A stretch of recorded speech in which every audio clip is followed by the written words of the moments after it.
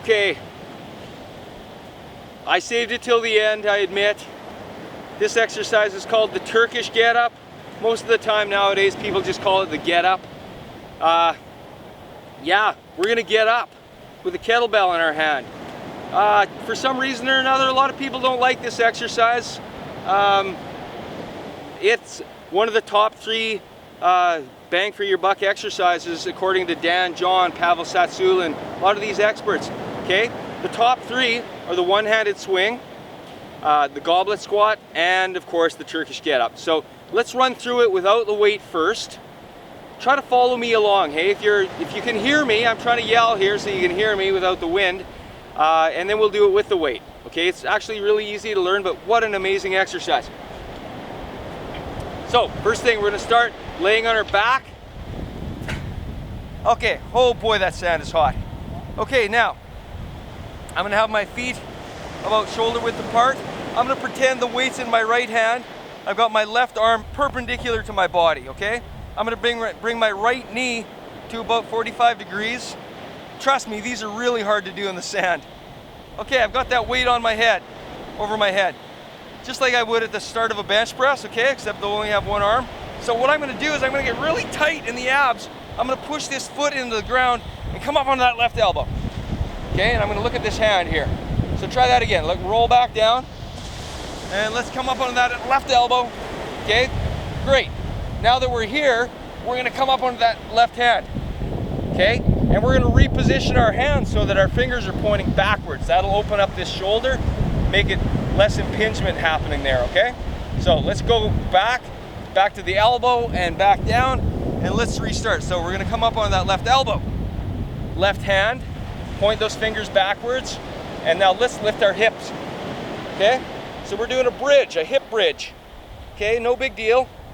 So we're from here to here, because this is the tricky part. Here's where we really need to have to focus. So let's sit back down, elbow all the way back down. So elbow, hand, bridge. Now look at all this space I have here to take this leg, okay, and bring it back to this hand. Okay, so I'm here, I'm bringing this leg back to that hand. I don't want to bring the leg over here, okay? And if I try to bring it over here, that's not going to work either, okay? I want to split the difference, keep these tight, and come back. Now, from here, I'm going to come up into a lunge. Okay, I'm going to reposition my legs. Okay, here I don't have to look at my kettlebell anymore. Now I can look straight forwards, get really tight in the core, and stand up. There we are, halfway done. Now for the easy part, let's get down. Left foot goes back, foot, knee goes down, hand goes to the side, not backwards, that's gonna hurt my back, to the side, and as I do that, I'm spreading my arms apart, and I'm gonna look up at this kettlebell of mine. Then I'm gonna get this arm nice and tight, get these abs nice and tight, bring that leg forwards, and I'm gonna bring my hip down, elbow down, and slowly roll back down, just like that. Let's try that again, all in one motion. Okay, here we go. Left elbow, left hand. Okay, fingers pointing backwards, bridge. Bring that left knee back to that left hand. Good, lunge, reposition your legs, and stand up. Perfect. Now, left foot, knee, hand, look at that kettlebell again.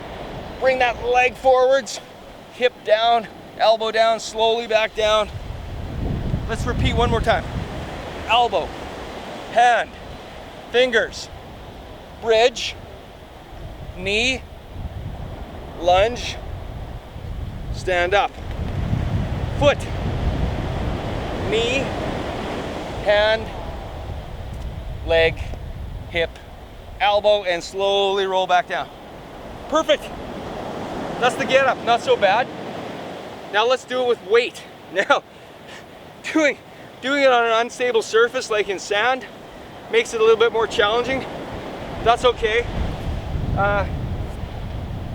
At home, I would recommend, if you can, be working out on a carpet or like a rubber mat or something, somewhere where it's not too slippery, okay? Because it's one of those extra. Don't have things laying around either, okay? Don't be tripping on toys or you know, your dog or anything. Try to make sure you've got a little bit of space for this exercise, because it's hard to pay attention to what's around your feet when you're doing this, okay?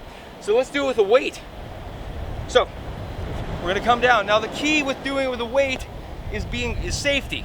Now I wanna come lay down and I wanna grab onto this kettlebell. I wanna hug it into my body and bring it like this. Then I wanna use 2 hands and press it up like this, okay? That's just a no-brainer. Just keep your shoulders safe, help it out there. Good, now we're ready. So my right leg is bent. Okay, my left arm is out to the side. I'm looking up at this kettlebell, my right arm is straight. I'm gonna get tight, my core is tight. I'm gonna push this right foot into the floor and I'm gonna come up onto my left elbow. I'm gonna come up on my left hand. Point those fingers backwards. I'm gonna come up into that bridge. I'm gonna bring that left knee back. I'm gonna come up into that lunge position, reset my legs, and stand up. And then I'm gonna come back with my left foot, left knee. I'm gonna come down, look at that kettlebell, bring that left leg forwards, hip down, elbow down, slowly back down. Let's do that one more time. And left elbow, left hand, bridge, knee, lunge, stand up, left foot, knee, hand, spot that kettlebell, leg, hip, elbow, and slowly back down. Perfect. Now, be careful, what I just did there was wrong. I could really hurt my shoulder like that. So when you bring the kettlebell back down, make sure you do the same thing you did to get it up there. You want to bring it down, roll it, just for safety's sake. We want to be doing kettlebells for the rest of our lives. We don't want to be hurting ourselves.